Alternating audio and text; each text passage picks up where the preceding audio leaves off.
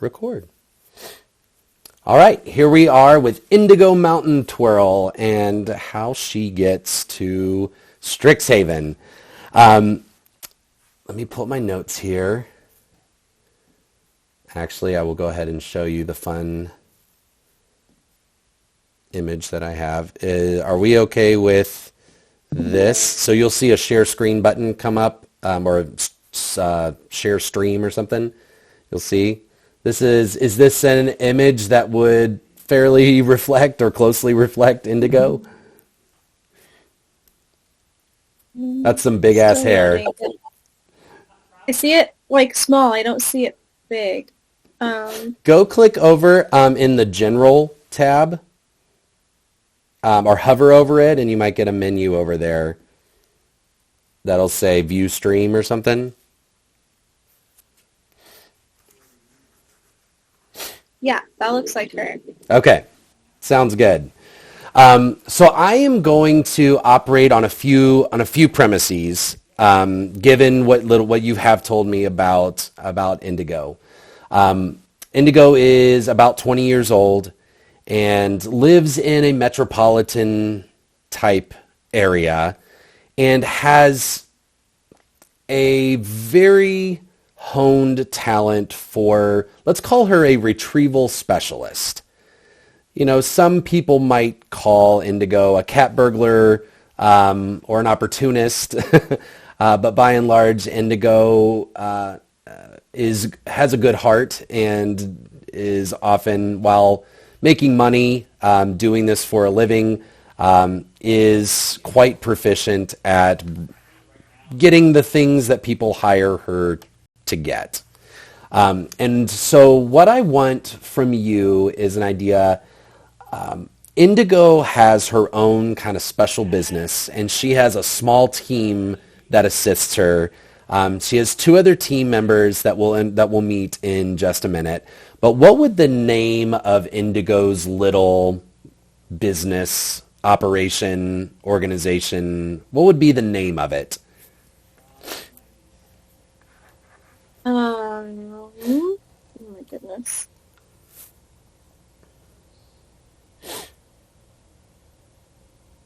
Stealing like one, or retrieving one kind of thing, or like many kinds of things. Well, if her business is like, you could have it be something very, very direct, like Thieves R Us, or you could have it be very cryptic. Again, if she's trying to stay a little bit under the radar, acquisitions, something like Mountaintwirl Enterprises, something like that, or specialties, something along those lines. Indigo Get It or something. Oh my gosh, yeah, that one. That was supposed to be the worst dad joke ever. I love it. No, it's totally... All right. It's funny, it's memorable, it tells you kind of what it is. All right. All right, so Indigo Get It organization operates in a smaller city, but one that does have enough trade and high-profile members to generate some business. What would you say would be, how successful do you think Indigo has been up to this point? Like, while she's good at what she does, where do you want the business to start at this part of the story? Is she elite, or is she... It's really gotten kind of easy, maybe, and like just kind of boring. Okay. Like, she's good at it. Understimulated. Like, yeah. Okay. So some of these jobs have been kind of not too bad. That's good. Let's start first thing in the morning. Indigo is at your headquarters.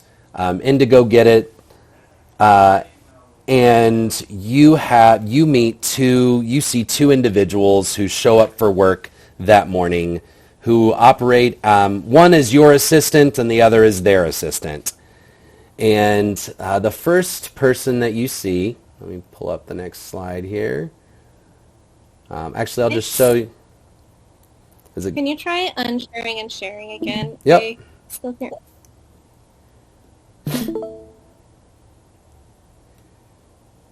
All right. Okay, that's better. That's better? Okay. Yeah. So these two figures show up. Tana is a cute little gnome. She sandy blonde hair, short, lots of piercings as you can see in the picture. She is humble and helpful. She is by far the most talented magical artificer you've ever met.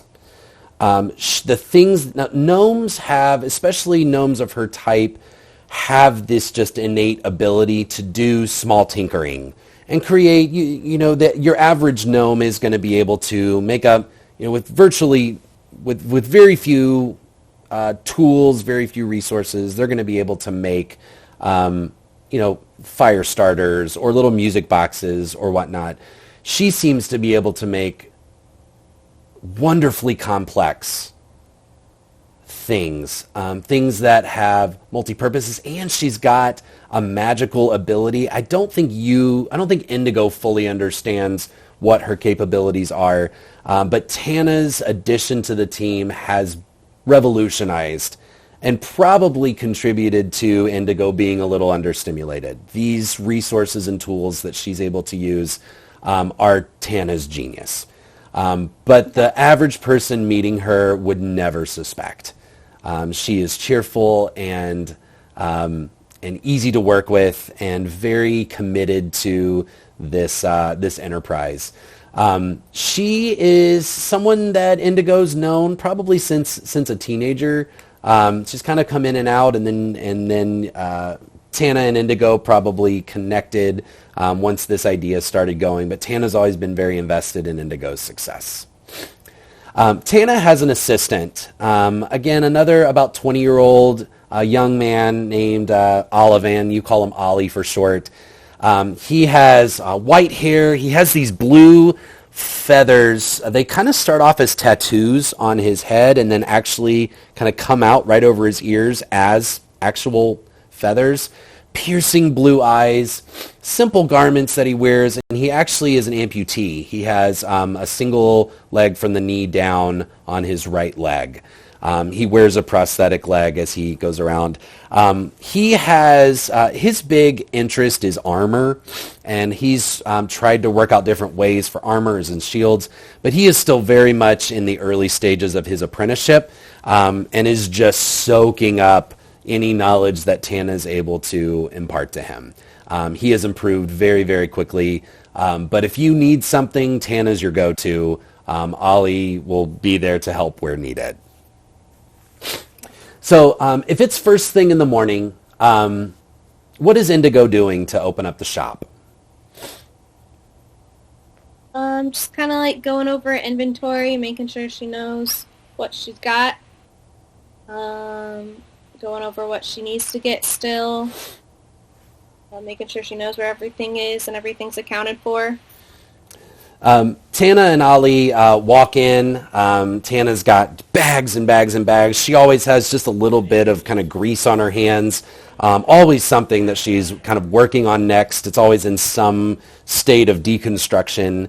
And she comes in, spots you, and she's like, hey, good morning. It's everything okay? I see that you're doing inventory. I'm happy to start in the back if that's what was work for you. Ollie, what do you think? Should we, why don't you just go ahead and get started, and I'll see what kind of our plan is for today. Does that sound all right? Yeah, things look good. What all did you bring in today? Oh, I just, okay, so here is something that I've been working on. She kind of digs through her bag. She pulls out this little, monocle. She's like, this, I don't know if it's right yet, but I think this could be really cool. Maybe just something to try on your next mission. There's there's not really a way or place to use it. You kind of have to wait until nightfall, but it can do a couple things like just take it for now. I'll explain it if it becomes relevant, but yeah, this one's kind of cool. Like you can kind of see in the dark or see things that are invisible. Maybe I haven't fully tried it out, but I think it's pretty good. I think it's pretty good. And hands it to you. Nice. Can it help me find things that I'm like looking for? You know, actually, that's a great idea. If we could put some kind of locator spell on it, and then maybe it could. Oh, that's a great idea. Oh, I gotta write that down. She pulls out a pad and kind of scribbles out some kind of notes to herself. She's like, yeah, this that's why you're the boss. That's good. I'll get right on that. As you're kind of continue on getting ready for the day, Ollie comes out and just says, hey boss, do you need anything special? I can go get us some coffee or what do you need? I've repacked your bag for whatever your next mission is. I don't know that we have a next one, but was there anything special that you want to make sure was in there? What all have you packed so far? Oh, you know all the standard things. So, got your rope, I got your climbing gear, your lock picks, gloves if you need them. If you need a mask, that's fine. All your weapons, it's all just ready to go whenever you are. But if there's something special that you need, I'll go get it. That all looks good so far. Well, and I've kind of been meaning to tell you this. Like, I think I'm gonna go back to school. So I got recruited for this place called Strixhaven University, and it's a school of magic. And I don't know if you've heard of it, but I think it's a really really good opportunity. And I guess I'm saying I've only got a couple weeks left before I go, but if you need me here, I mean, you just tell me, because I believe in you and believe in what we do. Like, yeah. Do you think you've learned everything you need to here? Oh, no, not even close. I mean, between you and Tana, like I have learned more than anything I've ever thought of. But I mean, school, like they could really, and everything I learn, I could bring back once I learn, and like I'm sure we could take our business to the next level. Well, what are you going to study? Well, I'm hoping that I can keep learning this kind of stuff, like learn how to build things and practicing more magic. Like I'll be honest, I don't know a lot of what they'll learn there, but they said that I might be able to learn the same kind of stuff, and like I don't know, like I'm getting pretty good at it. Okay, so maybe just like a deeper knowledge of what you're already doing. Yeah, but just think of like the resources, the things that we don't have here. Like it's maybe not just even about how to do it, but how to get the stuff you need for it. Like I don't think I know what I don't know at this point. I'm sure Tana does. I mean, nobody touches her. Yeah, that would be good to get an education and learn some more things to help us out around here. Take our business to the next level. If he were to do an insight check, what would he pick up from your response? Probably like some envy of like the adventure and like Okay. I don't know, traveling if that's farther. Like Okay. I don't know how far it is. Okay. Why don't you make either an Arcana or a History check? That's under skills. Yeah. Okay, Arcana. 21. 21. Then you would definitely know Strixhaven University is the premier magical university in the known multiverse. It is not on this plane of existence. It is way out in the middle of nowhere, and very few people have the magical power to get there on their own volition. I mean, you have to be able to basically plane shift or know how to access a series of portals, but by and large, like you probably need to be taken there. It's high level How, magic. how did he get recruited to go there? I don't know. Like, I don't know. I didn't even think anyone knew who I was. I don't know, but man, it sounds like a great opportunity. I just don't want to let the Who team were you down. talking to about this? I don't know. It was just some guy that came and told me that I've been invited and the tuition is paid for, and I I don't know, but it seems too good to be true. It does. Do you trust this guy?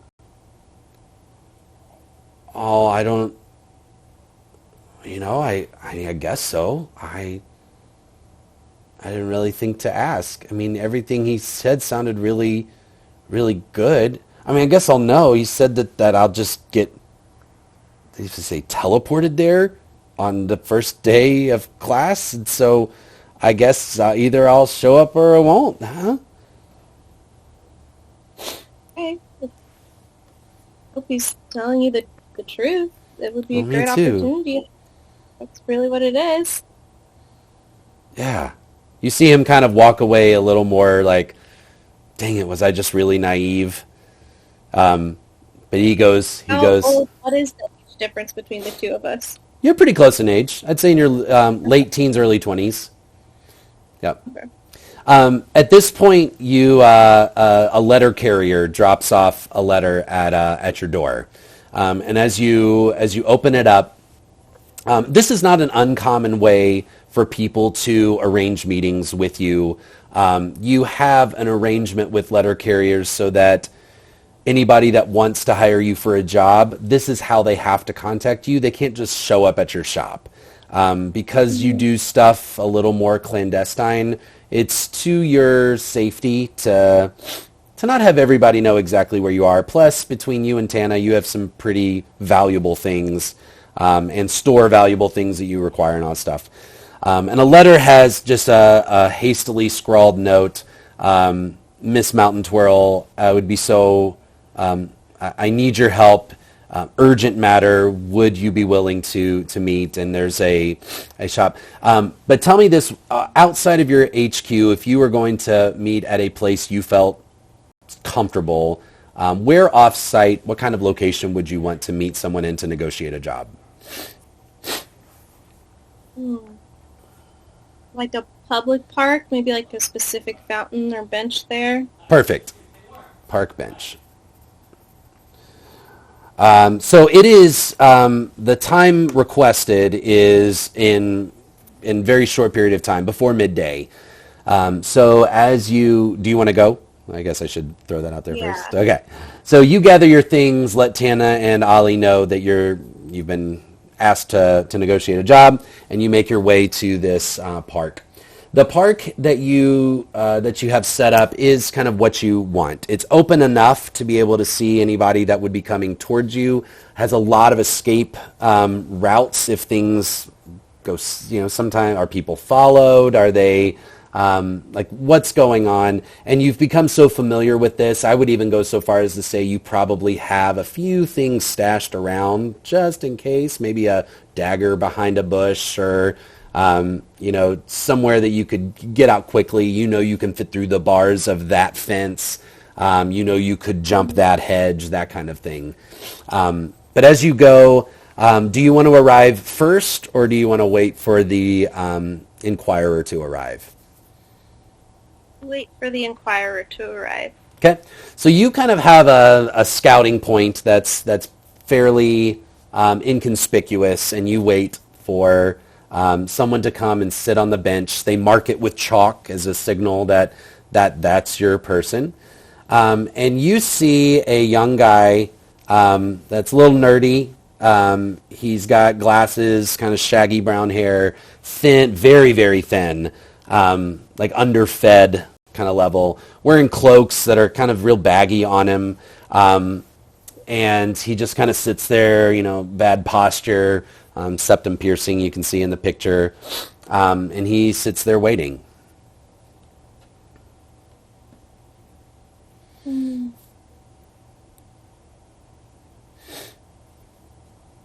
What does he have with him? Make a perception check. Is that under skills or is that Skills. the abilities?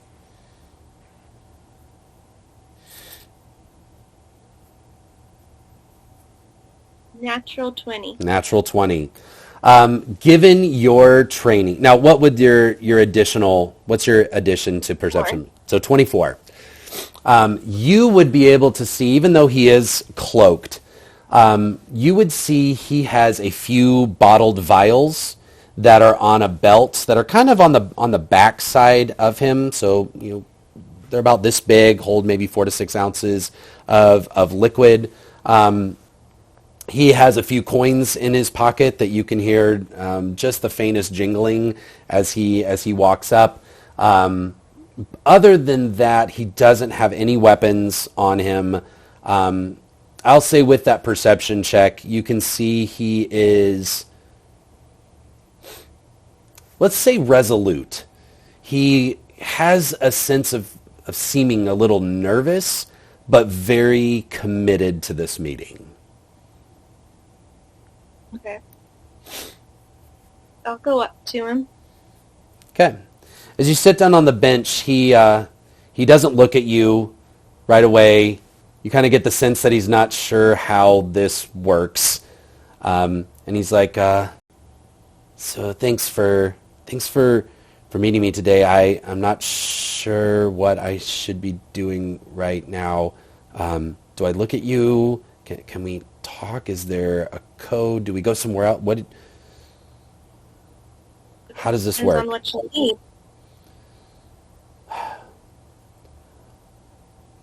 What I need is your skills, because I can't do what I need to do. My group can't do what we need to do with what we have available to us right now. I can't tell you much, but what I can tell you is that our group has identified a group of cultists who have procured the last item that they need to summon a demon into the city. Now, I don't fully know magic, but that sounds bad, and it sounds like something that would require a lot of people to do some magic.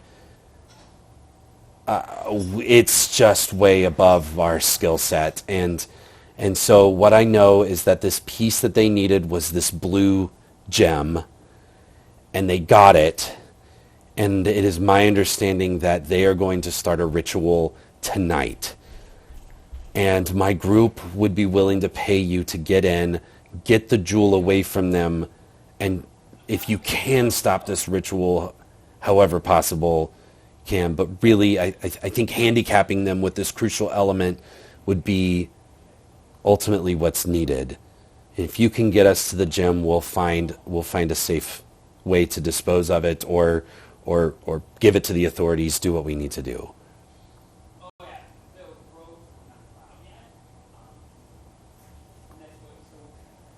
Sorry, I To can't. make sure that this...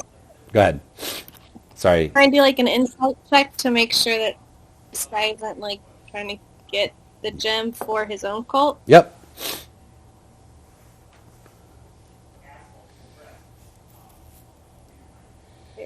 13. 13. So I'm rolling contested. I won't tell you if I'm doing persuasion or deception. He outrolled you. Your perception is that he's sincere. But you can't tell if he's opportunistic or not.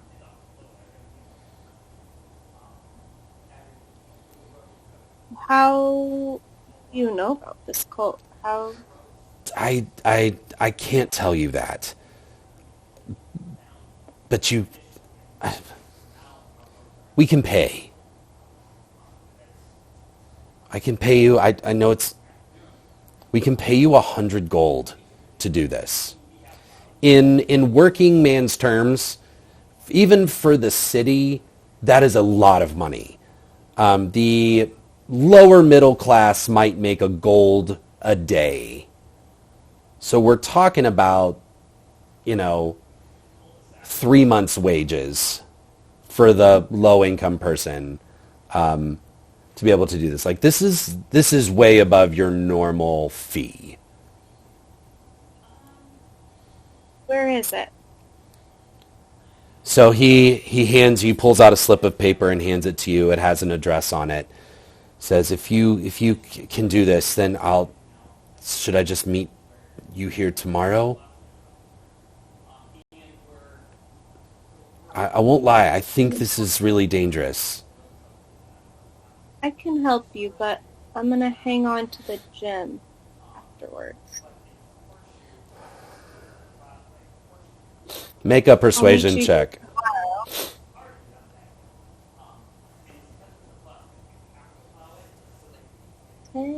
10? That's not part of the negotiation. My group was very insistent. I promise you, we're not magical. We're not going to use it for something. We just don't want it in the wrong hands. We can get it somewhere where it will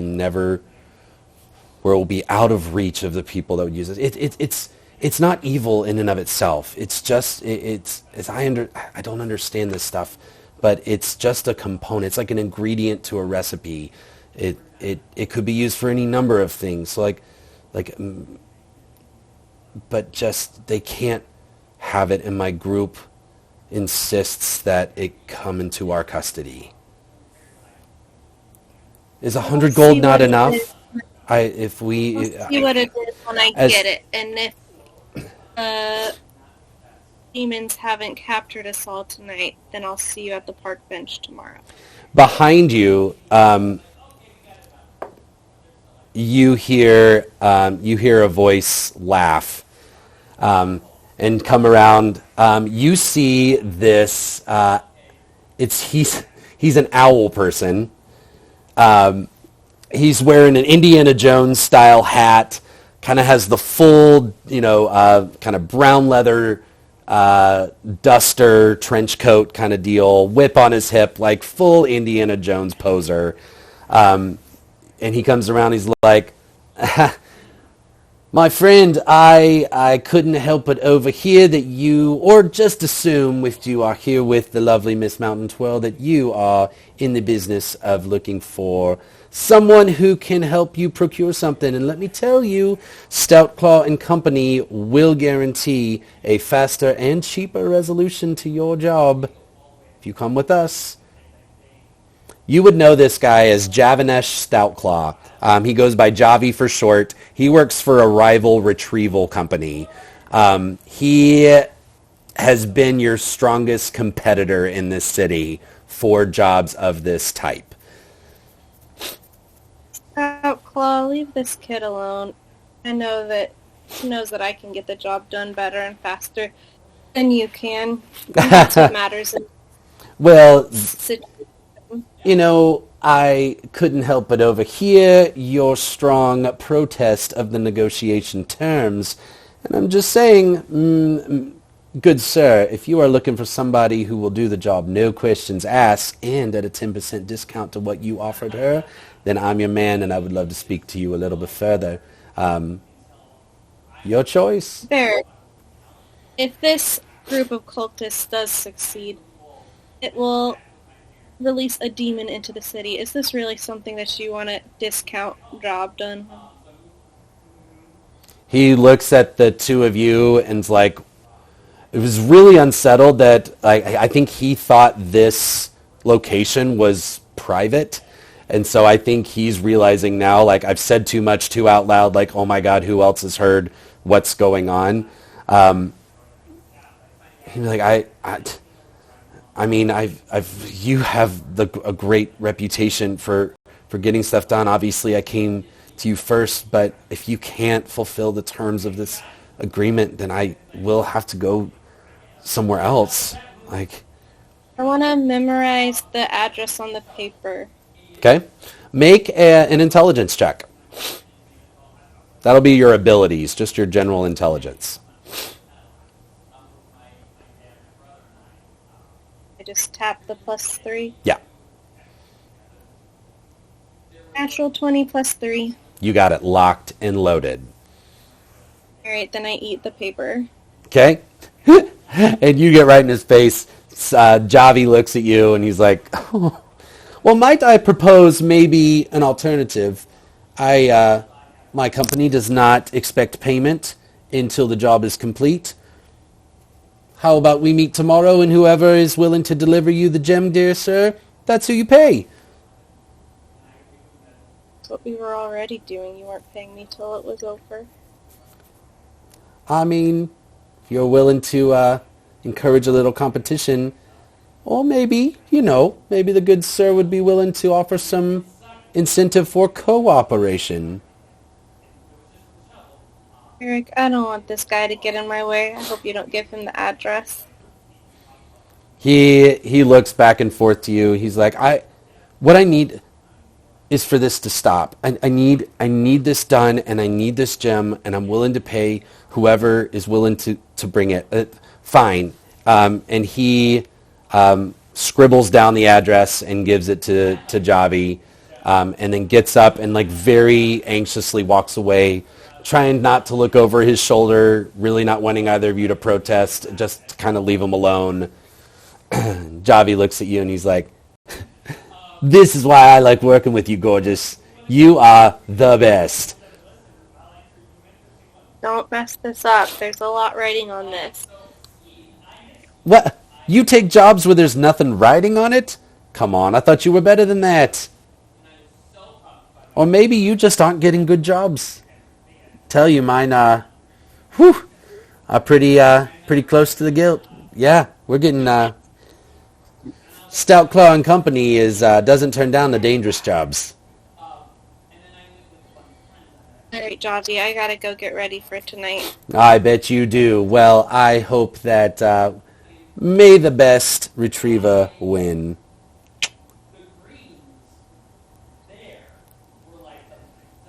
I'll leave. Okay. So you get back. You head back to to your headquarters. Explain to Tana. In the interest of time, is there anything you want to do before we fast forward to the actual heist here? Do I have like a little claw thing that would shoot out and grab something and pull it back? Yeah, your mage hand would be perfect for something like that. Okay. No, I think I'm good with my normal kit. Okay, sounds good. Well, so Ollie and Tana get you all outfitted. Tana gives you a set of earrings to take with you. You've used these before. They're basically like a radio straight to her. It's like a two-way, like a walkie-talkie, so that she can kind of communicate with you while you're on the inside, help you solve puzzles, do whatever you need to do. So you have a direct line to her if you need it. As night falls, you make your way to the address listed.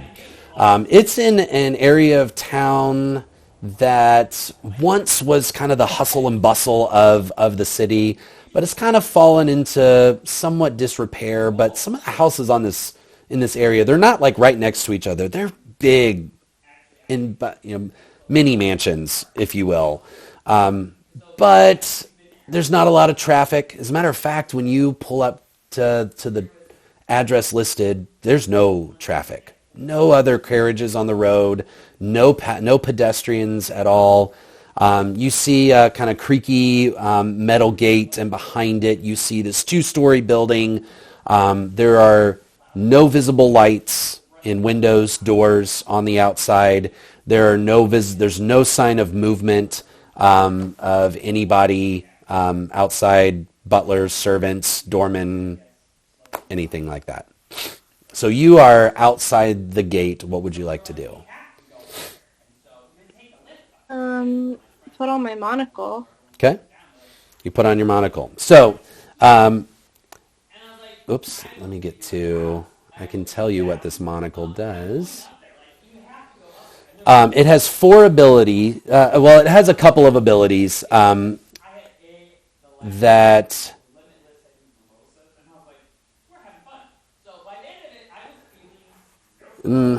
I will let me give you the ones that you would know about right off the bat. A filter of comprehend languages, so you can read any written language. A filter of dark vision out to a range of 60 feet. There's a couple other features as well. You also can see invisibility, so you can see invisible creatures and objects as if they were visible. If there are, Like, that's all that those would be Tana the did on purpose. That you were told. okay. Can I see my mage hand? If you have the monocle on, you can see your own mage hand. Now you can choose if your mage hand's invisible or not. The gate does have a padlock on it. Okay. Is it a magical padlock? You can make an investigation check.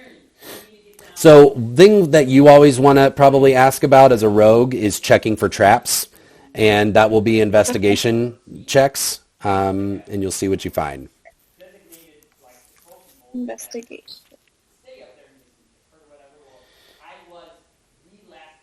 9. 9. It does not appear to Yeah. be magical, as far as you can tell. Okay.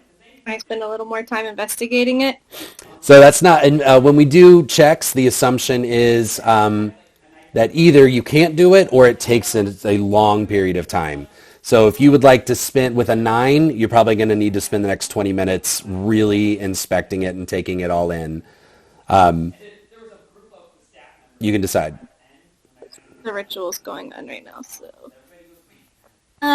Okay, I'll Do you want to try try to? and pick it. Okay, make a dexterity How high is check. the pit? How high is It's the about a pit? 10-foot gate. No, maybe not. Maybe 8-foot gate or so. You could also try to climb it. Yeah, I just want to like look over it. Okay. You want to look kind of inside the garden or inside the kind of courtyard area leading up to the house. All right. Make a perception check.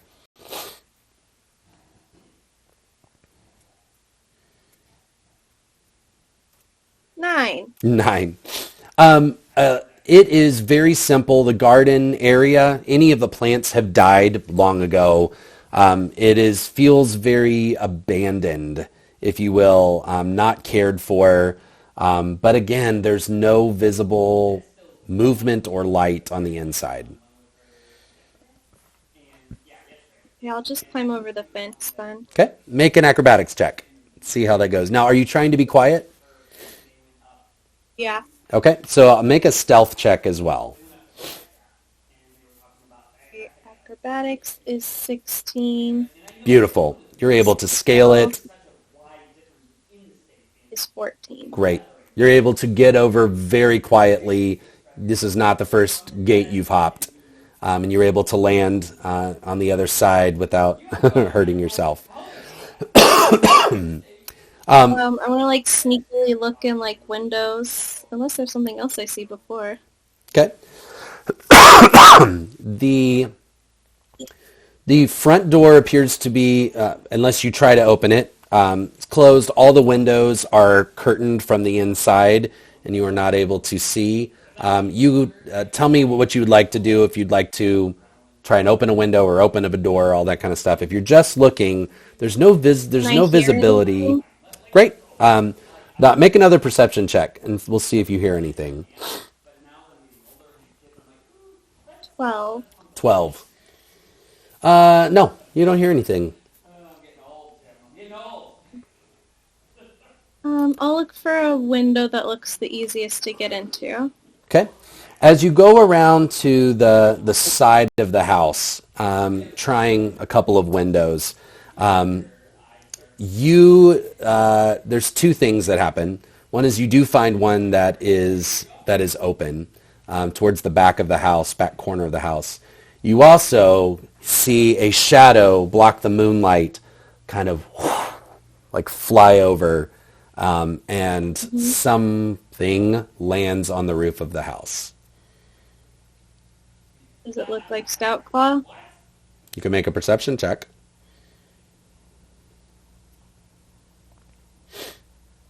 5. 5. No idea. The window's open. Gonna go in the house sneakily. Okay. The room you enter is actually the kitchen, and you are able to kind of climb in. It is not clean, but there is evidence that it was fairly recently used. As you begin to, I'll fast forward this a little bit, as you begin to explore the house, first of all, you hear a sound from upstairs of a window opening and someone who is not being quiet come in, thud a little bit, thump around a little bit on the upstairs. But as you enter the parlor area, you come into a room of a massacre. There are 5 or 6 dead bodies that are mutilated in horrible fashion. Recently? Blood is very fresh. Make a perception check. Okay. No one's in there? Dang, a 7. Nobody is alive. And so and by that I mean nobody is savable. They are dead. Any like tracks leading any which way? Great. You do see a couple of bloody footprints heading towards the back of the house to a closet that would probably lead to a basement. As you follow it, you pass a staircase, and sure enough, coming down the staircase is Javi. Okay. Well, well, well. Look who's ahead of the game. Yeah, I could tell you were here. You're making enough noise up there. Yeah, well, I mean, nothing's going on up there, so, room's all clear. Yes? Did you find anything down here? After you go on ahead. So he follows where you just came from, and you assume he finds the spectacle there. I start walking towards the door, but not to the door. Okay. I mean, he's in the other room, so he can't see you right now. Okay. I'll have the mage hand open the door. Okay. Door opens. There's a staircase leading down. Do I hear anything? Yes. You hear the sound of a harp playing. Very gentle and light. Mm-hmm.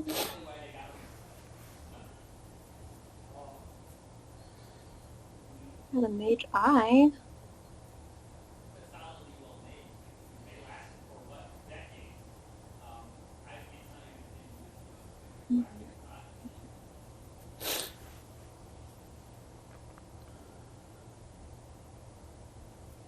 I guess I'll start to slowly go down the stairs, sneakily, and see what I can see without being seen. Great. So make a stealth check.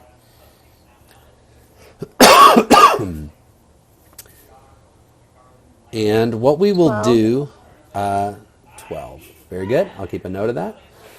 What we will do now is I want you to go to the maps function.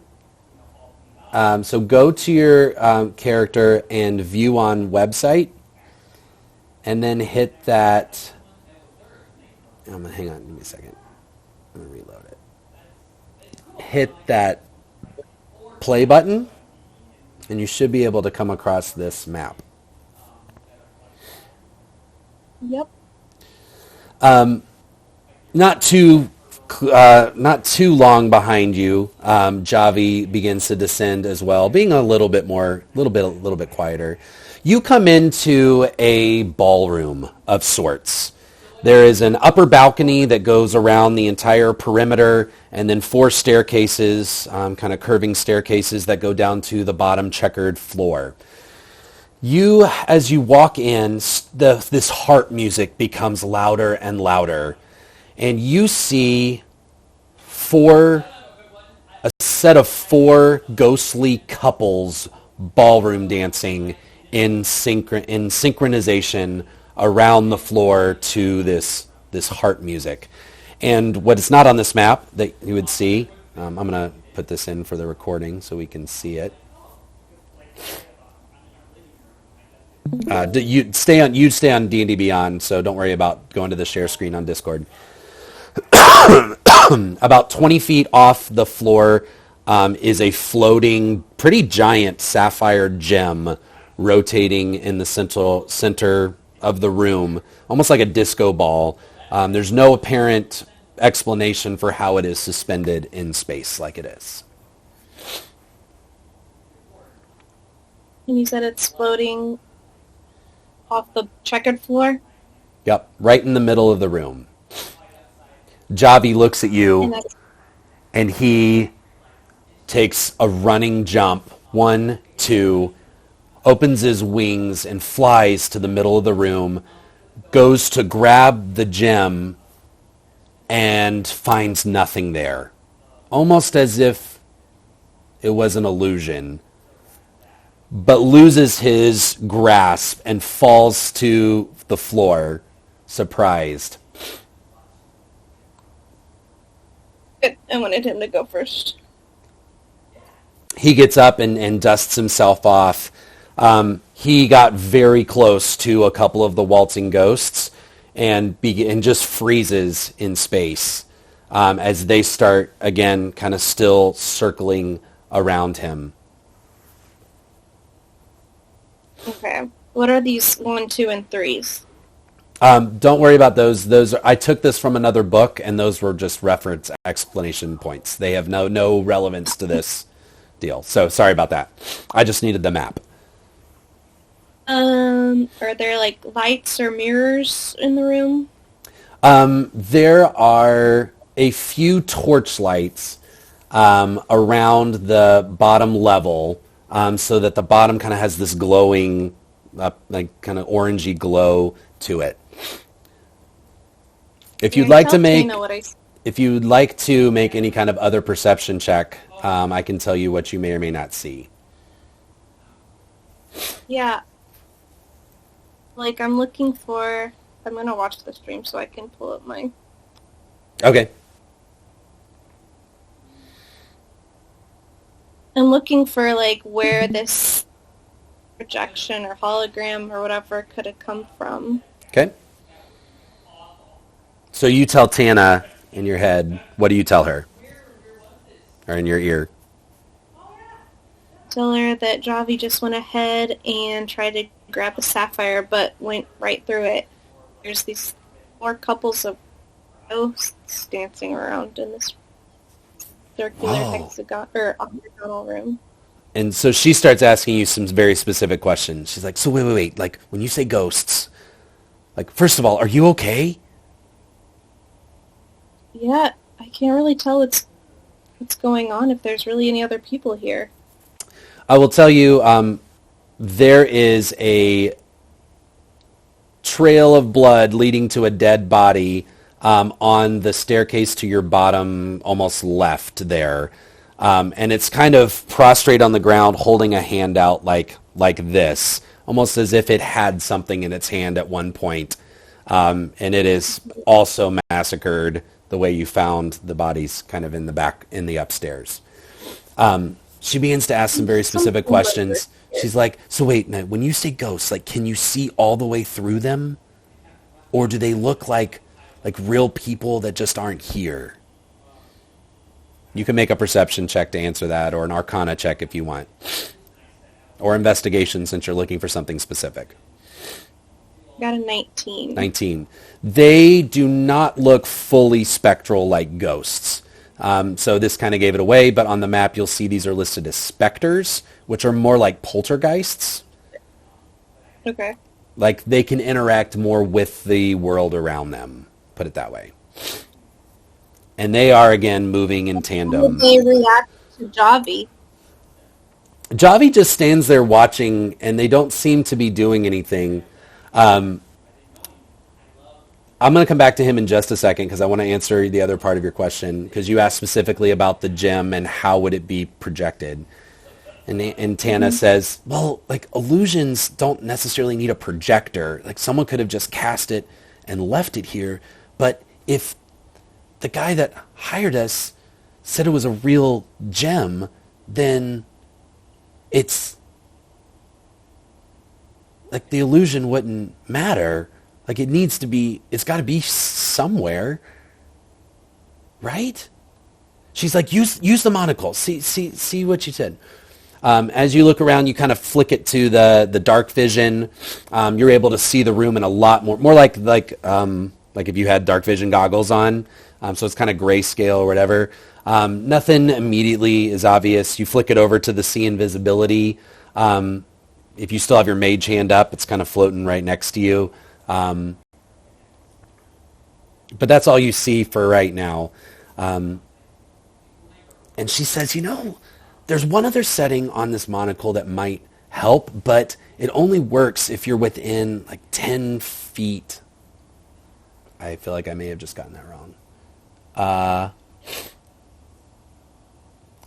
Within 30 feet of where you are. So you might have to move around if you're going to use it.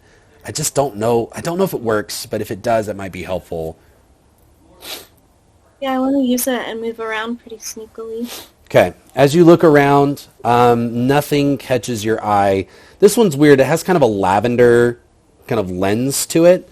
So while one eye is seeing kind of the dark room and the orange lit floor and this floating gem, you kind of see this lavender dark vision over, but nothing appears to catch your eye from where you're standing right now. I think I'll move towards the body. Okay. So what And like towards the gem. I can't tell where the body is in relation to the gem. Okay. So you're going to be down here. Down at the bottom staircase. Do you see that? That's where the body is. Let's see. 5, 20, is that within 30. 30 feet of the gem illusion? Nope. So let's see. That would be 10, 20, 30 would be kind of a box down and over from 1 would be as far as you can see with the monocle. Javi, going back to him for a second, is kind of come to the conclusion that these things are just kind of on autopilot. And he takes a swipe like through one of the couples. And as soon as he does that, they turn and attack him. And you see these two things, their attention immediately goes. It's like their heads turn before their bodies does at these unnatural angles.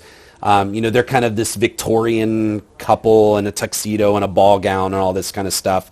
And they begin to rake into him. He starts screaming as he begins to get overwhelmed by these two. If you want to roll initiative and try to help, you can. Otherwise, we'll let him deal with whatever he wants to deal with. I do not want to roll initiative. I want to sneak up just close enough to get my eye around the gem thing. See if it does anything. So as you make your way down to the middle, as you make your way down the stairs, so I'm going to put you at the bottom of the stairs here. Little ghosty Avoiding things. them? Yep. Avoiding. Yep. So as you make it to the bottom of the stairs, you catch something out of the corner of your eye with this lavender lens. That is this straight line. It's about 5 feet tall, go from the floor up to where it is. And it's like this little, from your vision, this glowing thread. It is laser straight. Just in the middle of the room, or in the kind of by the wall, at the bottom of the staircase, at a place where like you wouldn't ever really go. Like you'd have to go around a chair and a plant to get to it. Does my mage hand take damage? Nope. I want to touch it with my mage hand. As your hand goes into it, as soon as it touches it, as it presses into it, it disappears. Like out of even your well, you don't have the invisible lens on. It doesn't get sucked. Um, It's like it just moved farther away from you. can I feel anything?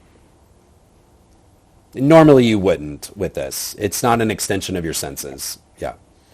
Yeah. Can I reach it back? Yep, you pull it back. It becomes visible when it kind of retracts from the space. Okay, am I close enough yet to the gym to see what's going on with it?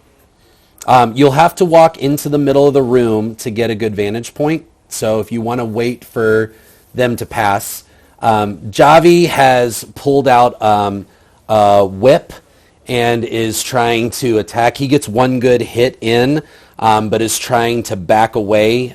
You do see him backing into the next round of ghosts that are making them around. There's a solid chance, unless he gets some distance, that he's going to have another set of these on his ass. Okay? He looks hurt. As you make your way, kind of maneuver through the waltz to the middle of the room, you see the gem about 20 feet up top from you. But that's all you see, even through the lavender lens. Okay, I tell Tina about the line that I saw. She's like, And I kind of "Oh make my way God, back towards it. it actually works. These things are super, super rare. So, I wasn't going to even put this in as a feature because it's so rare that it would be relevant. But so there's these things called ethereal slips. Do you know what the ethereal plane is? Never mind. The ethereal plane is basically our world, but behind our world. Almost like a looking glass. Like you look through it and there's a way to be on the other side, but here she just starts like giving this more than elaborate explanation, this very technical detail of what the ethereal plane is and like how it functions. You can stop her at any point in time to get back to the point. But she just starts going into the like how it works, and like sometimes there's Why would it creatures. be here? I don't know. Like I don't know, but the laser the line that you're seeing is an access point. You should be able to just enter the ethereal plane through that slip and see what's on the other side. Maybe that's it. Maybe the gem is on the other side and we're just seeing its shadow or its echo on our side. I just want to stick my head into it. Okay. As you walk back over, kind of maneuvering your way back around from the specters, Javi is now fully surrounded by these 4 specters and is looking rough. He's taken a little bit more damage. Coat is ripped. Face is bloody. You stick your head in, and it's like a couple of things happen all at once. The world goes completely grayscale. No color. Even yourself, even your skin, your hair, everything is gray on the other side. You are able to see, as you look around, Javi, the specters, but they look hazy. They don't look real. They look like shadows or reflections of like almost like holograms. You also The gym. see the gem clearly, and it is sitting as a necklace on the breast of a ghostly female harpist who is floating with her harp in the middle of the room, kind of slowly rotating as she is playing it. The sound of the harp has gotten exponentially louder. It's beautiful and enchanting, and I need you to make a wisdom saving throw. That's under abilities. Yep, at the bottom, we all have wisdom saving throw. 9. 9. It you feel this. Hang on just a second. I got to grab the book and make sure I have the right description of this. Hold on.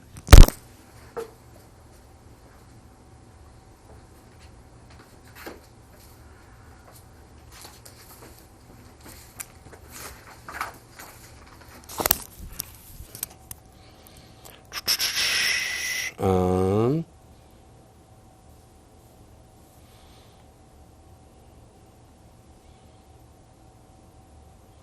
well, I can't. There it is. No, there it is. 210.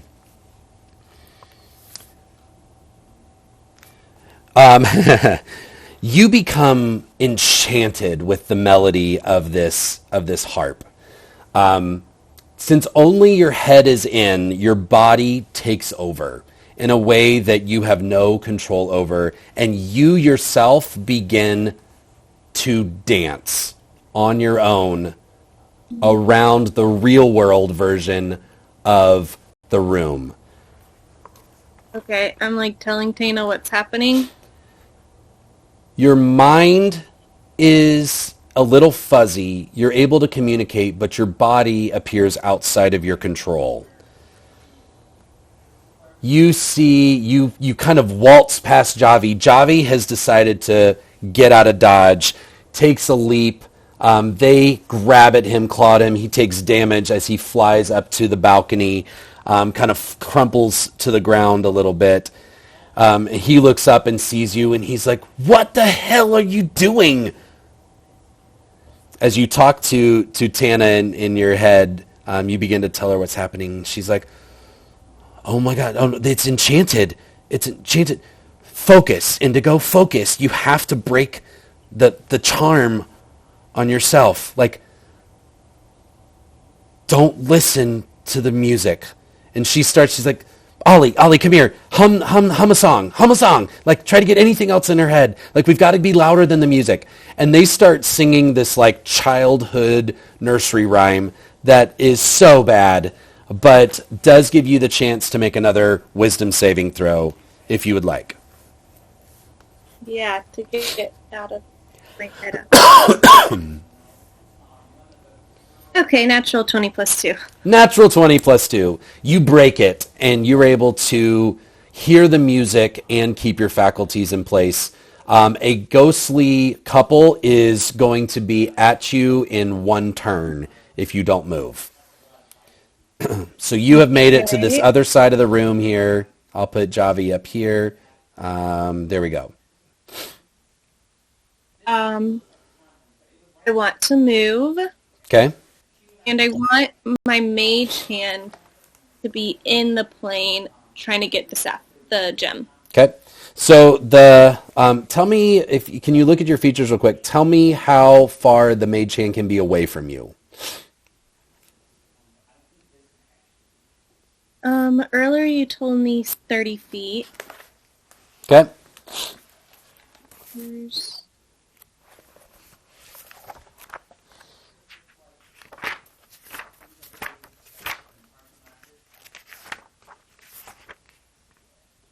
I just don't think it doesn't extend your reach.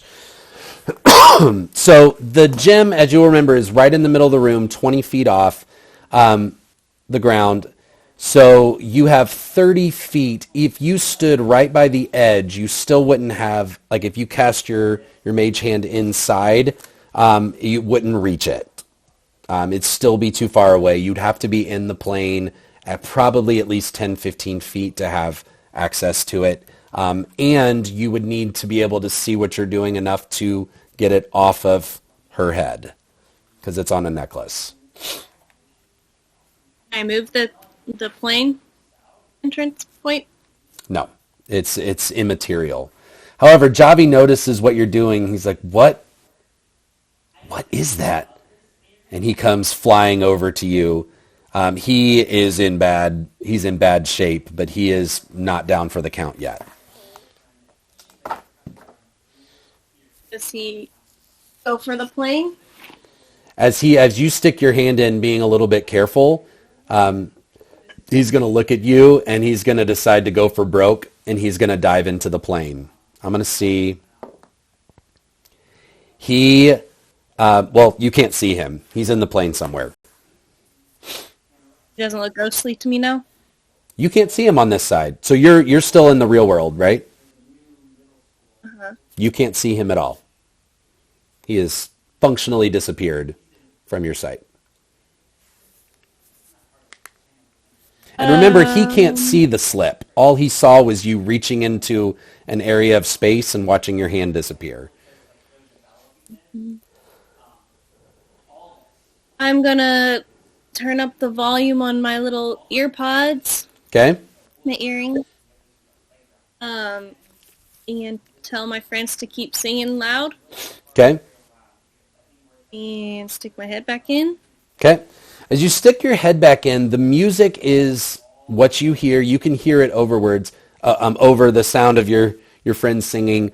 Something about what you did when you broke the enchantment over you has given you kind of a limited immunity to it. You don't feel that same charm come over your body and that same compulsion. However, you do see Javi prancing like a little English lord around this place in a truly ridiculous fashion. And he just starts being like, what is going on? Okay, then I'm gonna make a dash towards the sapphire so that my mage hand can try and grab it. Okay, as you go for it, as you send your hand up, and as soon as you touch the gem, now I need you to roll initiative. I'm going to reset this board here. And we're going to have a board that is on the ethereal plane now. Javi's down here. You're in the middle of the room. He's dancing. And then I need...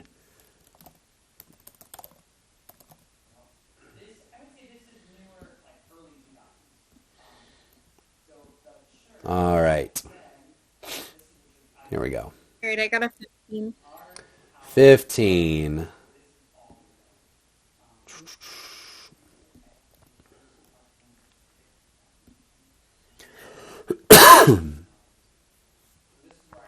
All right. So, Am I supposed to be able to see your yep, I can't. So I'm having to. This is the problem with having a couple of different screens. All right, here you are. So you have Javi down here. He's dancing. You're right here next to the ghost lady. She's 20 feet up. As soon as you touch the gem, she actually rolls an initiative first. She immediately stops playing. The harp keeps playing somehow without her, but she looks down at you. You know, her hair's pulled back into this kind of loose English bun. You know, she's wearing this dress with a high lace collar.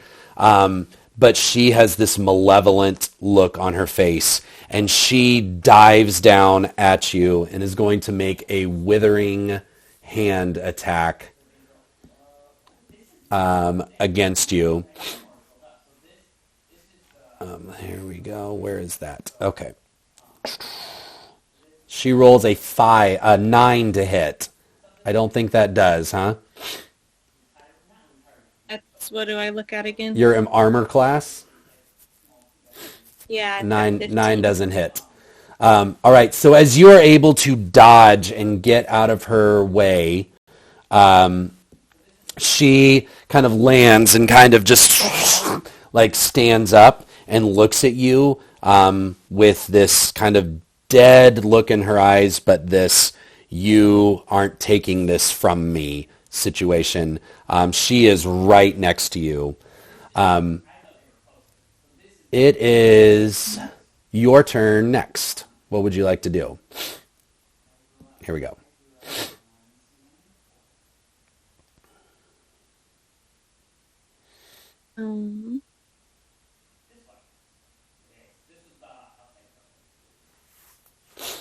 Okay.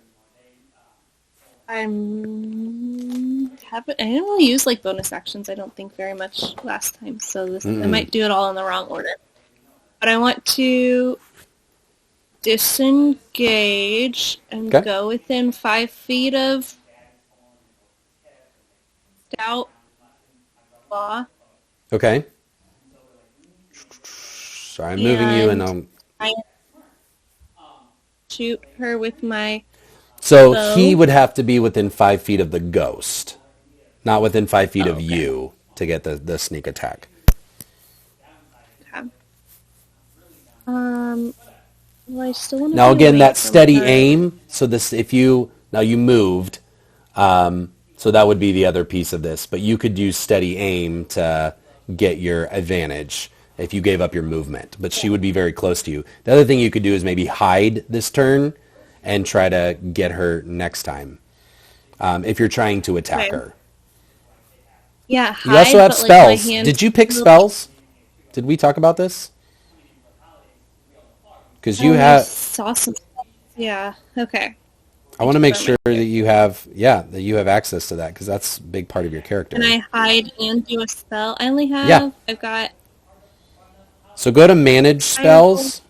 There we go. Yeah. So you've picked a couple. You have message, minor illusion, firebolt, catapult, and charm person. I think I might have chosen some of these. So please feel free. Please pick your own spells. Firebolt would be attack, but if you're using your short bow, that'd be another thing.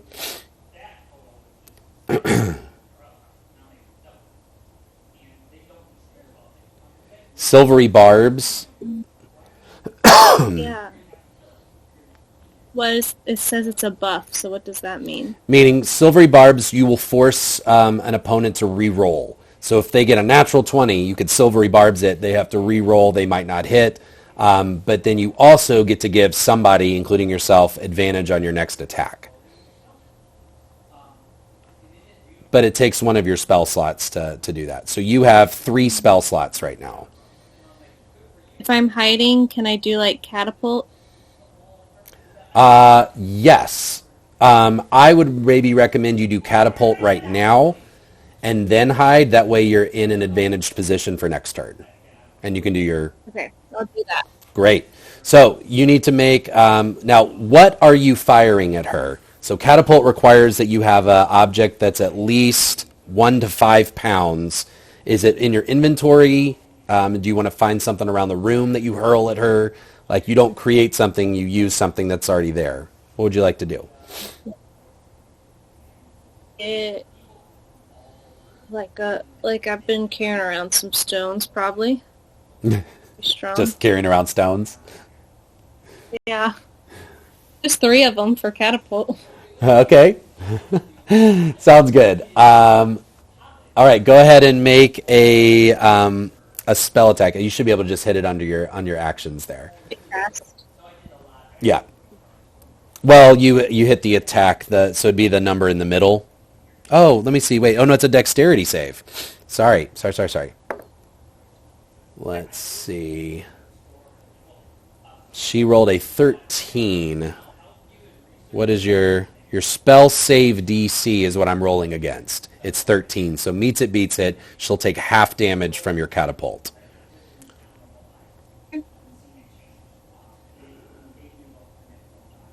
I rolled a 15. Okay. So she'll take 8 points of damage for that. 8 And then damage. I hide. Okay, so roll a stealth But my check. mage hand is still trying to like get the gem. So you could do that instead of hiding. So again, part of your... Because I'd be far away.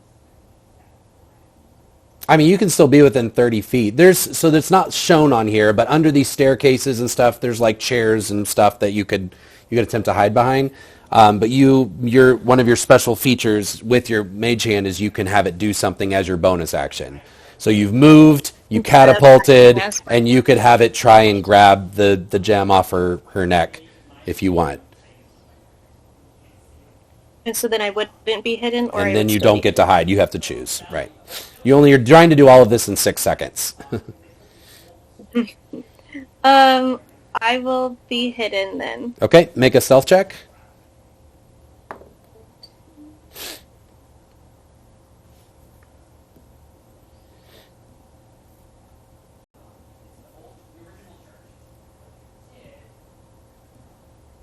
Seven. 7 total. Okay, we'll see if she notices.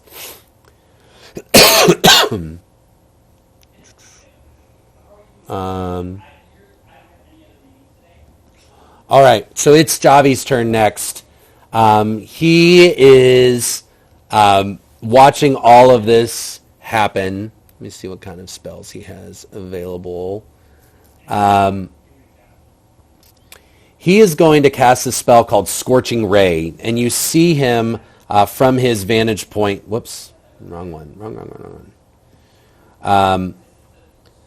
Pull. It's not. While you see that it's magical, it's actually this whip that he has. He's able to fling it out, and kind of out of the end of it, when it cracks, this little dart comes out, and he's able to go and throw 3 at her. I'm going to see if any of them hit. 1 hits, 1 fails, and 1 hits. So she is going to take 6, 7, 8. Wow. I rolled 6 dice, and 4 of them were 1s. So she takes 11 points of fire damage. Let's see what she is. Ooh. Which she only takes half of. So that's 6 points.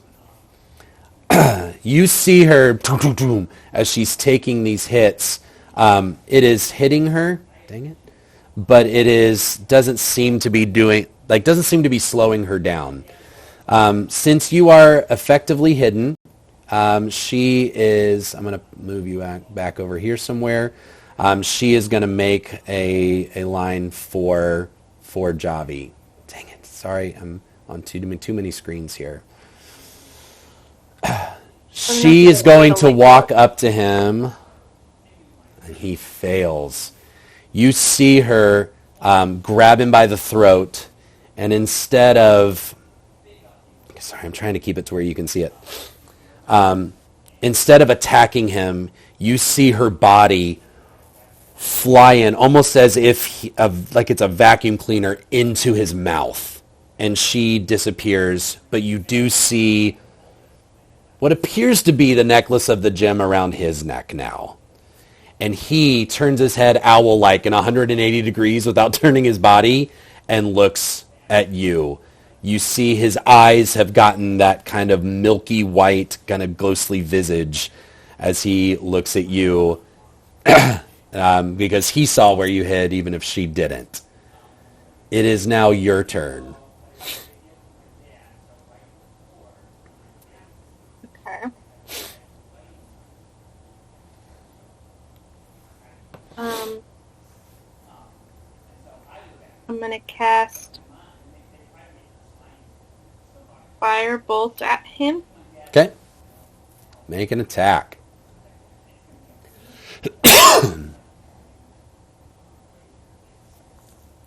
Which I would roll. It's a spell attack. Now, just as a reminder, your spell attack is never going to be better than your short sword when it comes to your bonuses. Because while your magic is useful, your accuracy is better with your weapon. So just something to think about. You can absolutely fire, so you get a +5 to it. If you just hit the hit DC, +5. Okay, there she goes. 16.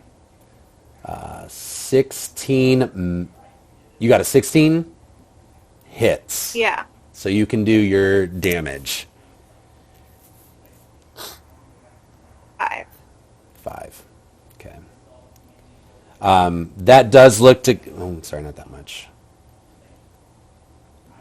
As hurt as he already looks, this does seem to hurt and slow him down, but while you see it hurt his body, his face and his facial expression has not really changed. He is not...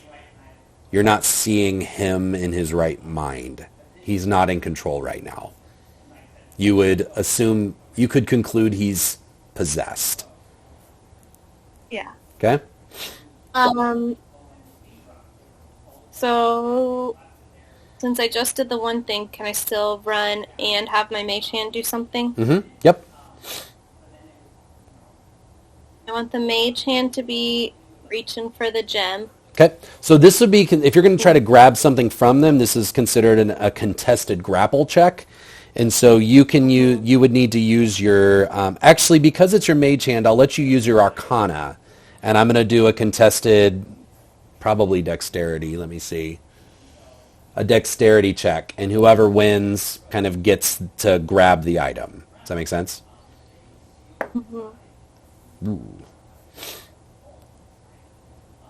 I rolled a 21. He rolled an 11, so you are able to, with your mage hand, and which again, it's invisible, so it's not able to see it coming, and are able to kind of rip it off. Your invisible hand is holding the gem. You see a female screech. You hear a female screech come out of his mouth as its attention comes off you and up at the gem, which is we'll see what happens next. Now, you still had movement. Did you want to go somewhere? Consider that he is... I want to run back through the plane. You want to go back to the slip? Okay, so that's on the complete opposite side of where you are now. So we'll say you can make it... we'll make it 30 feet. We'll make it there. The ghost is possessing Javi right there. Okay? That makes sense? Okay. Mm-hmm. All right. You're going to carry this with you. Let me see.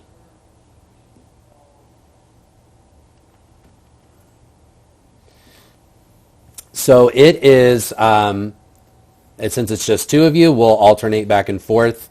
The ghost is going to fly with some really...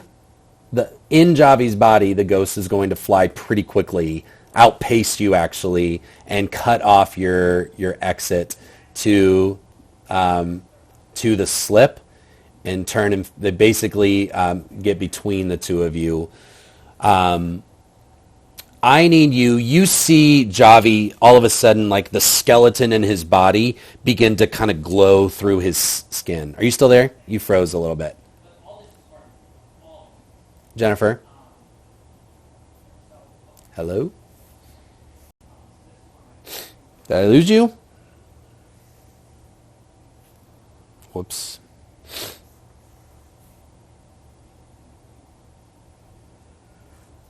Well, I will text you and see where you are.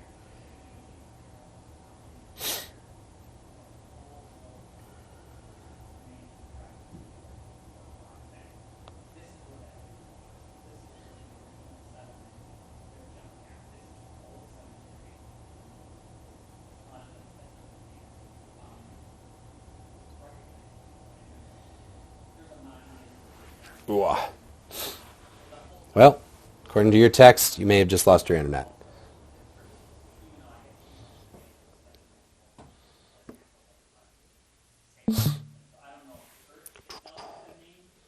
Okay, I'm Hey, back. there you are. Are you on your phone?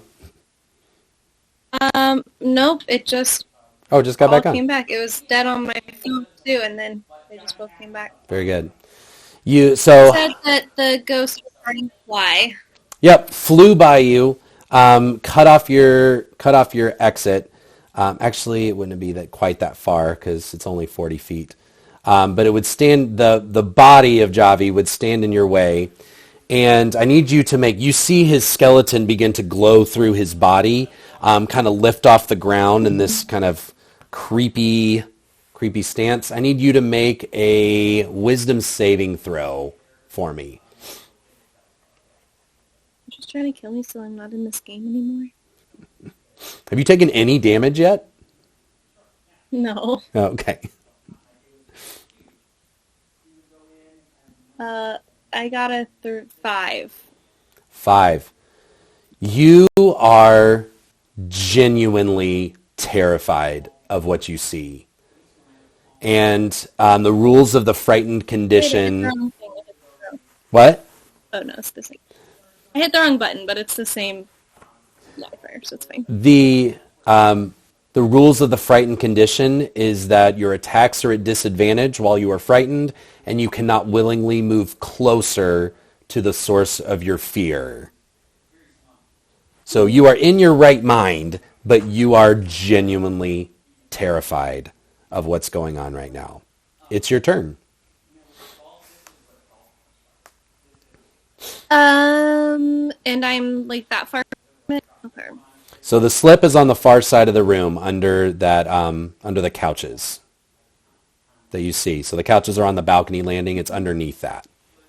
You see that on the And I right, can't get the right side? to it. Yeah. I mean, you could try to go around. You just cannot get any closer to the Javi ghost. Okay. I want to attack it. Okay. And Now then remember, use it'll knife. at being frightened, it'll be at disadvantage. Okay.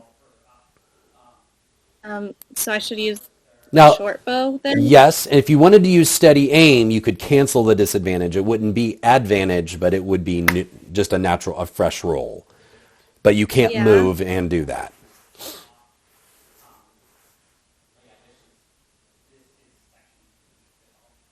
Um, let's do steady aim. Okay, so it's a natural roll. You pull out your short bow, it's kind of quivering a little bit. You take a deep breath, calm yourself down. It's not going to be your best shot, but it'll be like this is a familiar weapon in your hand. 17 Okay, what do I add? hits. Okay, So I again, didn't you're add any. shooting at Javi, and you hit. Now it's not sneak attack because you didn't have advantage. Yeah, with possession, it wouldn't be considered an ally. All right, make your damage roll.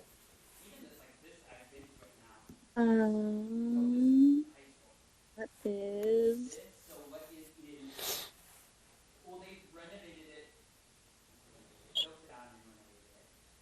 1d6. Am I supposed to do the +4 It'll do it automatically if you hit it.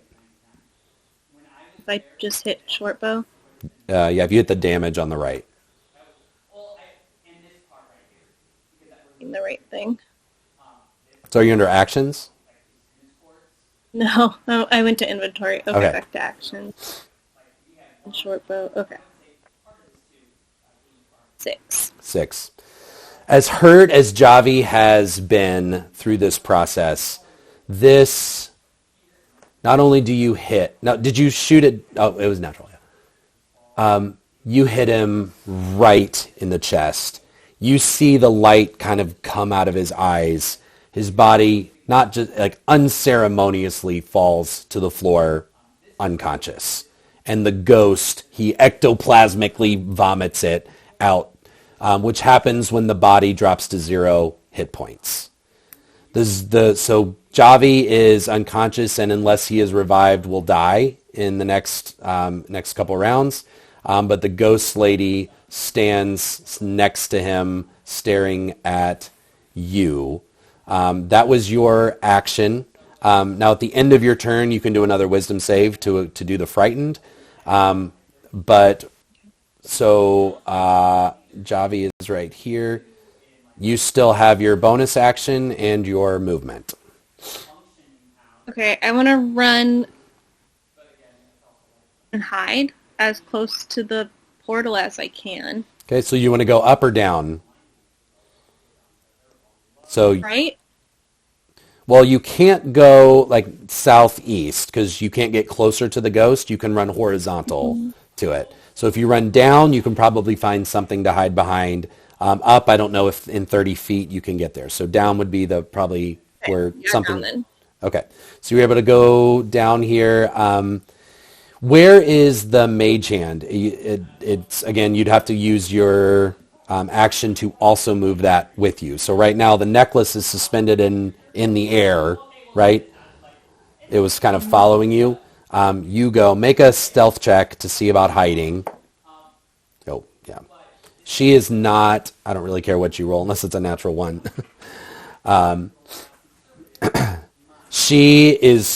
Does not care about you. She is looking at the gem, which is more than her movement will allow her to get. So she flies up and she's going to be within 5 feet of the necklace. She does not have it, but she's within 5 My feet. hand is there. My mage hand is there. Actually, yeah. Sorry, you didn't finish your turn. You can decide what you want to do with the hand and the necklace if you want to use your bonus action for that. Yeah, I want to move my hand and the necklace kind of in between me and the portal. Okay, so kind of over her head and kind of get it 30 feet that direction. That will put it in, she'll be able to move and get it on her turn if you do that. You could try to get it farther away from her. Yeah, farther away from her. Okay, so you're at, what that would mean is you would put it kind of up on the balcony to your top left, up that staircase. Okay. Make sense? Okay. Yeah. With her turn, she does not care about attacking you. She is going to make her way up to it. With as far as you moved it, she's going to, well, she would probably dash to get it. So I'm going to say she's going to try and grab it with you from it, grab it away from you. Nope, because a dash and a grab are two different actions. She's right next to it. So I would say it's not fair for her to use that extra movement and also be able to grab it. But if you do nothing, she'll make a swipe for it. Jobby's going to make a death saving throw. He fails. It is your turn. Jobby, I don't know how he's been in this business this long.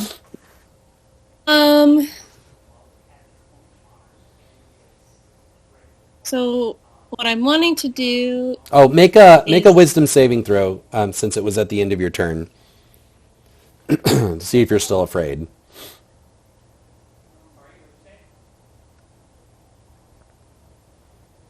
15. You're still afraid.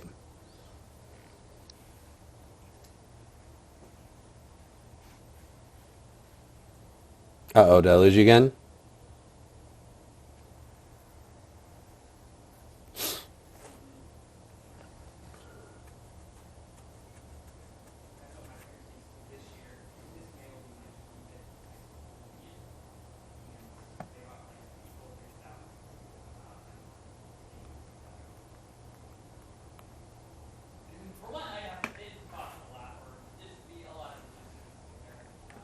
Okay, we'll wait and see if she gets back on.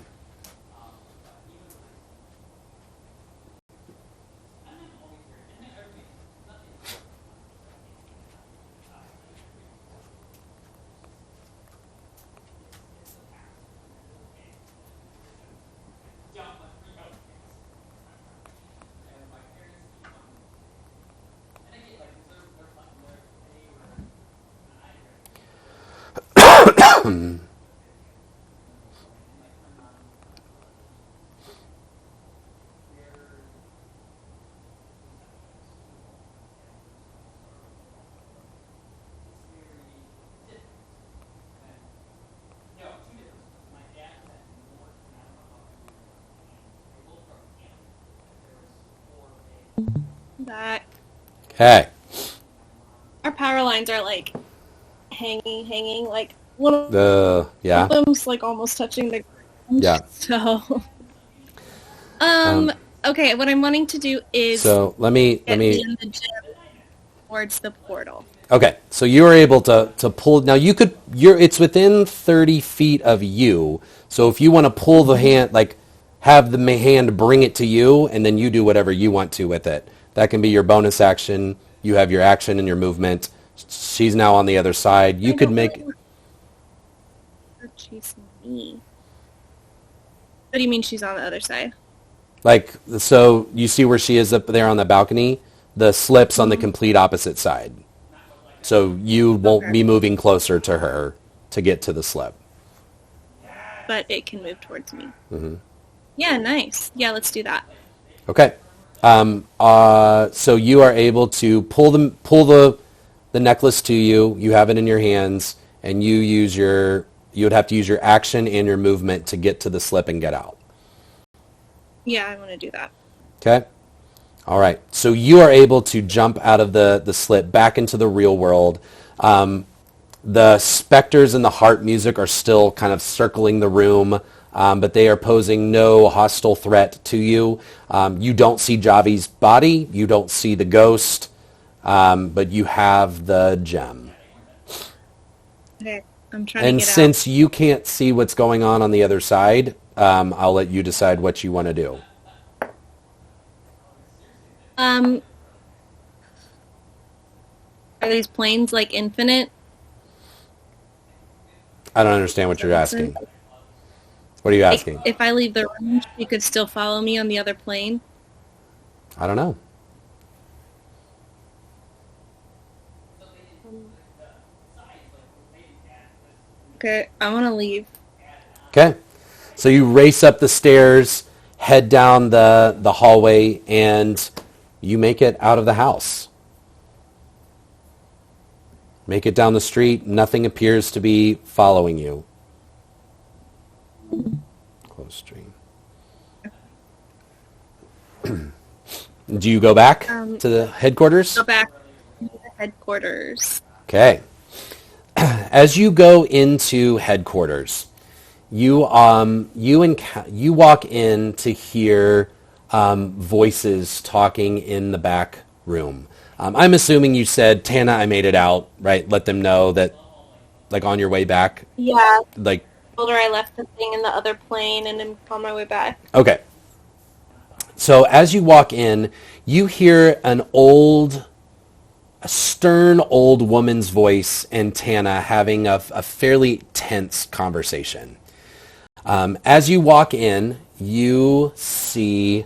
actually, I'm going to let you listen for a second, and then you can tell me what you want to do. And here's a few of the pieces of that conversation that you overhear.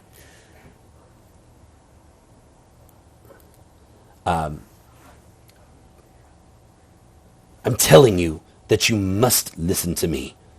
This is serious, Tanazir.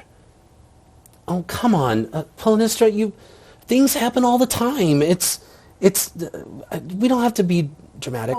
Tanazir, are you kidding me? The Auric have been dormant too long. You have got to, the founders must intervene. Vicor has seen it. Strixhaven is in danger. If the founders do nothing, you might as well just leave them to be destroyed. All of the students under your care. Surely you can't turn your blind eye to this. That's all part of it. That's why we put you guys in charge, to make sure that the things don't happen. I'm sure it's going to be okay. You founders have kept your distance, and I do not fault you for that. I understand the meaning behind why you choose to exist in the world, but at some point, this has to mean something to you. Surely it has to be. The future of the school, of your students, of Taurus himself. Surely that must be important enough for you to save it if you had the warning. Yeah, I don't know. Listen, I'll think about it, okay? Well, just don't think about it too long. This is important. At this point, as you kind of stick your head in, you see Tana. Ollie is like trying to be as invisible as he can, realizing that there is something going on here, kind of cleaning up, trying not to look like he is like just being invisible on the other side of the room. But you see this woman talking with Tana. She has this bombshell body. I mean, perfectly toned, like dark gray cat suit with this meticulous, gorgeous armor. This kind of dark, or like light gray, short cape on. Her hair's kind of styled like a 1940s pinup model. Very, very smooth, kind of curled under on the sides. As you get a look at her face, though, her face could be 90 years old. Old, wise, wrinkled. You would recognize her, especially being a half-elf, as a drow, which is a gray elf. Typically, drow don't really mingle in normal society.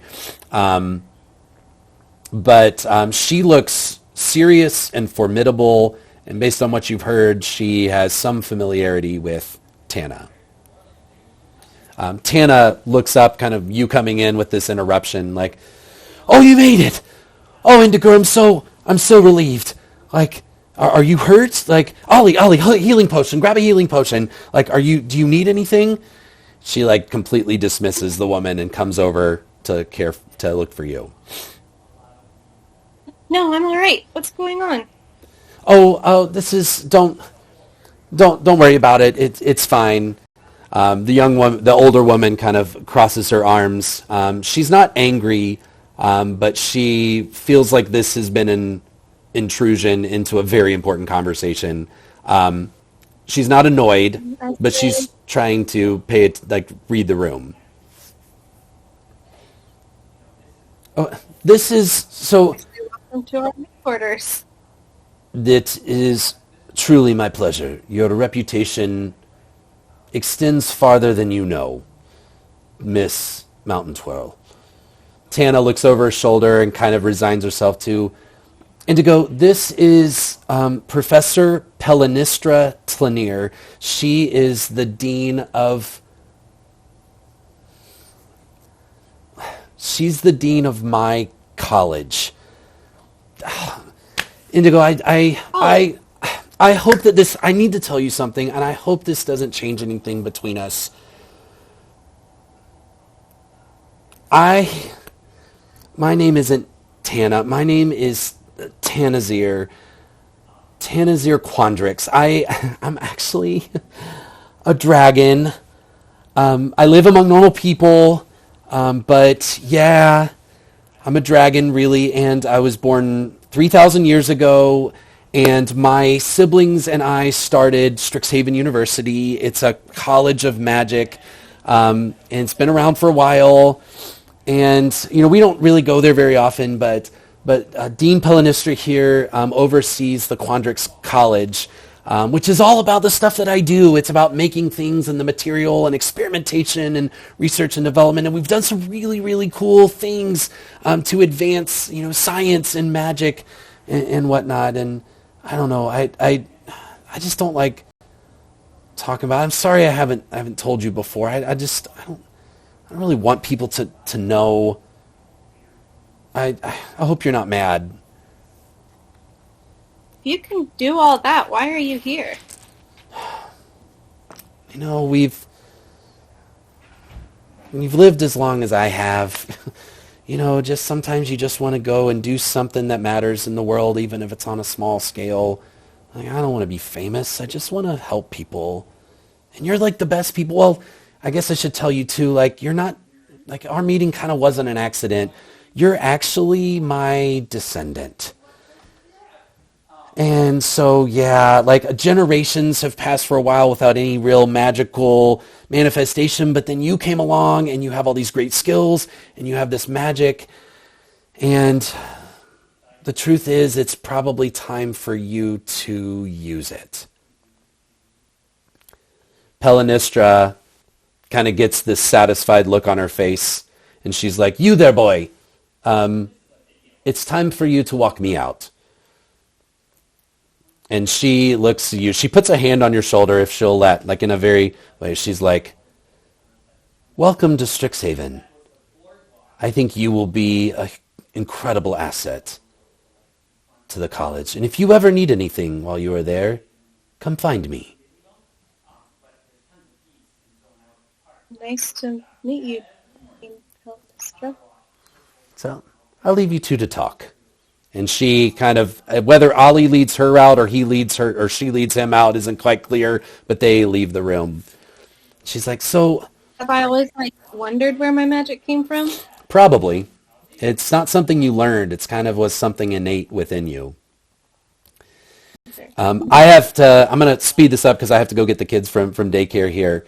Tana is going to explain to you that I'll roleplay this a little bit. I need you to go to Strixhaven. There is all sorts of talk of something bad that is going on there, or something that's about to be bad, and I need eyes and ears there. We just don't, it's not normal for us to be on campus, and the deans and professors aren't supposed to intervene. And so we need people we trust to go and figure out what's going on. But I've always been committed to you and your safety, and so I want to send you as a student, but I want to give you some help along the way, okay? And I have two gifts that I'm going to send with you, and then I haven't told anybody this, but I think there might be some things that are already there that could really help you, but you're just going to have to find them. She kind of nods, kind of waiting for your approval. And if you do you consent to receiving these gifts? Yeah. So she reaches her hand out towards you, and it turns into a dragon claw, and it touches the middle of your forehead, and she begins to trace down the side of your face and does this kind of loop on the nape of your neck, and a tattoo forms. It's this light silver thread. And she's like, this is some protection. This is going to protect your mind from anything that would try to alter or change it. Like, you'll stay in your right mind if someone tries to influence you, or like you're going to know if you're in the right spot and in your right mind. And I'll also tell you, in the middle of Strixhaven, there is this kind of this anomaly, this event horizon called a snarl. It's right in the middle of campus. It's right in the middle of the biblioplex. And if you ever really, really are desperate, you have to get really close to it. But if you do, this tattoo will give you access to one wish spell. Now, it's one time only, but maybe it can change things to your favor, okay? She also goes over to her kind of work desks and kind of opens some like secret compartments that you really haven't seen before and puts 3 items on the table. I will email you these. She's going to send you with a magic item. And all I need you to do is choose one before our campaign, and I will include it into your inventory. One of them is the monocle that you took, and then there's 2 other kinds of things. So I'll email them to you. The last thing she tells you, though, is when I've always been into creating things, and one of the gifts I gave each of my siblings was an item of legendary power. I was trying to be nice, and each of them, including me, had these items that were helpful in us learning about what we do and helping to advance our cause. And while we had them for a little while, eventually the followers of our school got them, but they've been lost. And I don't know where they are to date, but each of them has tremendous power. I call this collection the Statera Opus. I will send you the details of this because I don't have time to walk through all of them with you. But it is a staff, a compass, a crown, an amulet, and a pair of gloves. She says, well, and I'll tell you this, no one knows this. Independently, they all have incredible powers. But if one person wields them all, you might as well be as powerful as one of us. It'll let you do some pretty extraordinary things. If you find that the threat to the school is that big, find these items, do what you have to, find where they were lost, assemble them. I want you to know I trust you. You're one of us. And I wouldn't tell just anybody about this, but use them well and make sure they don't fall into the wrong hands, okay? Yeah, I'll try to find them. I need them. I believe in you. You're really good at this. What kind of wrong things have been going on at the school? There's always some threat in place. Pelinistra thinks that some secret organization is trying to make a move against the leadership, and just they don't like the philosophies of what we do. I don't know the details of it. Apparently, Vicor Deepwell, he's one of the professors at Lorehold. Apparently, he's had some vision about something bad happening. So maybe he'd be a place to start. I don't know. What was his name? Vykor, Vykor, Deepwell. Okay. I have to Have stop any here. I ideas? have to stop Okay. here because I have to go get the kids from daycare. I have to be there in 15 minutes. So if you Okay. want to I just email want to know me, if he has any like background information on where those things could be. I'll tell you right now, she has no idea where they are right now. They Okay. were given, they were descended, and there's no common news or known whereabouts for them. Okay. Okay? Cool. All right. Thank you. Sorry we had to kind Thanks. of rush to the end here, but we got all the stuff I wanted to out of this. All right? Good. All right? Sounds good. Well, I'll keep you posted on when we start the campaign, okay? All right. Sounds All good. right. Have a good We'll rest of see your you. day. You too. Bye.